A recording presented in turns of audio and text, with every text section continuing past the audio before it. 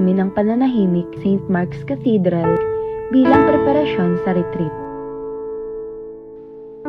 Sa pag-apak namin sa loob ng bus, ay nagsimula na ang pananalangin namin ng rosaryo. Nang matapos ito, ay pinagpatuloy namin ang katahimikan at tiniis ang hilo ng biyahe. Ganap na 12:45 ng tanghali nang makarating sa aming patutunguhan ng ligtas at sama-sama. Ang lugar ay may angking kariktan, tahimik, malawak, maraming mga puno at ang hangin ay sadyang sariwa. Ang oryentasyon si Reverend John Ver ang nanguna. Kanyang ipinakilala ang mga lugar sa kalawakan ng alagad ni Maria at sinabi ang mga pwede at hindi pwedeng gawin ng bawat isa. Nagkaroon ng malalimang talakayan na pinangunahan ni Brother Mark Jonathan Inoncilio ang patungkol sa kahulugan at layunin ng retreat na isang proseso sa ating buhay kung saan inaalala natin at pinabalikan ang mga karanasan, ang pagtakas sa mapaghamong mundo at pagpunta sa tahimik at payapang lugar upang magnilay, manalangin, mangaral at mag-isip-isip tungo sa paghubog ng buhay espiritual na makapagbubukas sa Panginoon at makapaglalaan ng oras para maunawaan ang kanyang mensahe sa ating puso. Ang misa ay nagsimula ganap na 4 ng hapon na pinangunahan ni Father Lawrence. Isinaad dito ang kahalagahan ng pagmamahal sa Diyos at sa kapwa at ang pagtingin sa ating mga gawi, mabuti ba o masama. Pagkatapos ng misa ay pinag-aralan namin sa session hall ang 5 levels of human being at ang Johari's window. Binigyang diin sa pangalawang talakayan ang tungkol sa pagtuklas ng ating sarili. Pinangunahan ito ni Brother Mark sa pagpapakilala ng kanyang sarili at pagkukwento ng sariling karanasan. At hindi rin mawawala riyan ang pagpapaalalang tayo ay nilikhang kawangis ng Diyos at kaisa niya sa pamumuhay bilang Kristiyano. Kumain kami at nagbilang para sa grupo ng group sharing. Dito namin pinagnilayan ang simbolo na aming iginuhit, pumapatungkol sa aming karanasan at sumasalamin sa aming pagkatao. Inilabas namin ang aming mga saloobin at tunay na marami kaming natutunan mula rito. Sa ikalawang araw ng ating pamamalagi, sinimulang muli ito ng pananahimik. Pagpunta sa libingan ni Bishop Labayan kung saan nakita ang kanyang mga labi. Matapos ang pagbasa sa Ebanghelyo, ang lahat ay naatasang humanap ng espasyo para sa sarili upang doon ay makapagmuni. Sumunod na ginanap ang third talk kung saan ang puso naman ang naging focus. Pinaggawa kami ng isang activity kung saan nakikita ang tunay na nilalaman ng aming mga puso. Ang pangatlong talakayan ay umikot sa salitang relasyon na kinapapalooban ng iba't ibang klase ng pakikipag-ugnayan.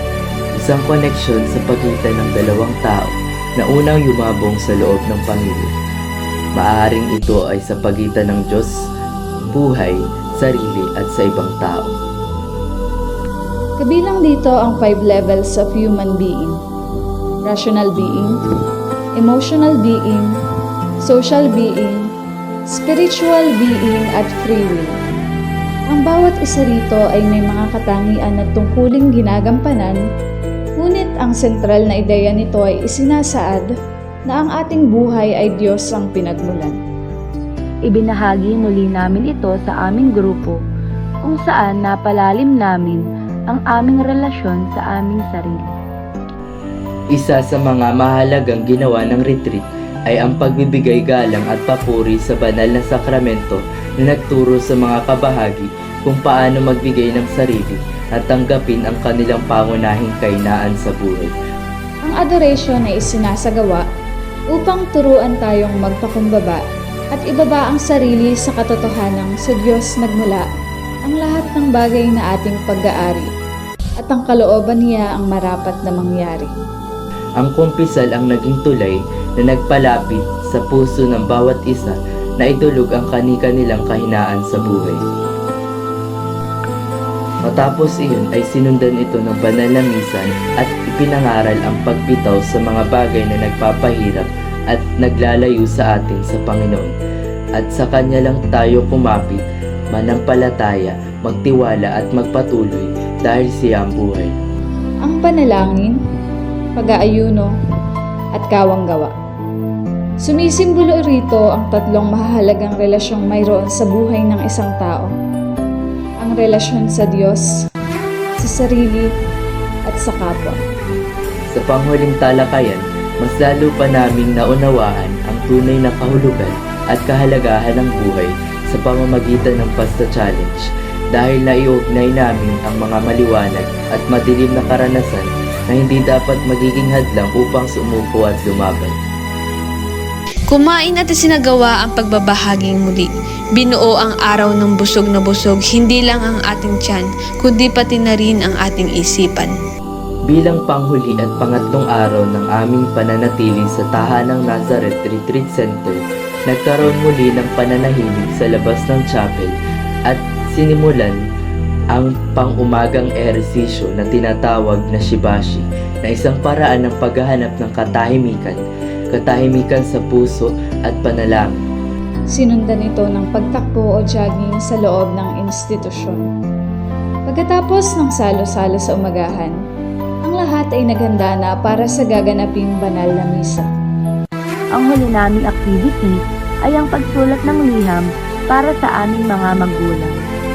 Dito namin ibinuhos ang laman ng aming puso upang mapaalam sa kanila ang aming nararamdaman at mga bagay na hindi namin masabi ng direkta. Ginanap na rin namin ang panghuling misa. Natutunan namin sa homilya na ang pagbabago ay nagsisimula sa pag-amin sa ating mga sarili na tayo ay may kamalian na kailangang baguhin. Kung kaya't sa aming patuloy na paglalakbay ay aming isasabuhay na ang pag-ibig ng Diyos ay naipahayag upang ako, sila, tayo ay magbago. Sa pagtatapos ng retreat, nawa ang bawat isa ay nakatagpo ng kapayapaan sa kanilang puso at isipan.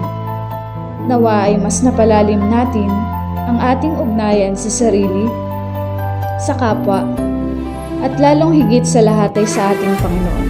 Panghuli, ito na ang araw ng ating paglisan. Sa tahanan ni Maria, iba't ibang saloobin ang iniwan. Nawa ang bawat isa sa atin ay nakahanap ng kapanatagan, nakausap at nadama ang presensya ng Panginoon nating mahal, nakatagpo ng kapayapaan sa ating puso't naging isipan. Nawa rin ang karanasang ito ay tumatak sa atin at hindi malimutan magpakailanman. Sa buhay nawa natin ay matuto tayong kilalanin ang ating sarili, makita ang tunay nitong halaga, magkaroon ng makabuluhang ugnayan at relasyon sa mga taong nakapaligid sa atin, maging matatag sa mga hamon ng buhay, sa kung saan man tayo dalhin ng ating landas, at higit sa lahat ay makita sana natin ang tunay na kahulugan at layunin sa buhay bilang isang alagad ni Kristo at tagapaglingkod. Huwag nawa nating sanang sayangin ang buhay sa mga bagay na makasasama sa atin at kuhain sa sariling pagkitil. Bagkus ay ingatan sapagkat ito ang totoong kayamanan at ang pinakamagandang regalong ating matatanggap sa buhay.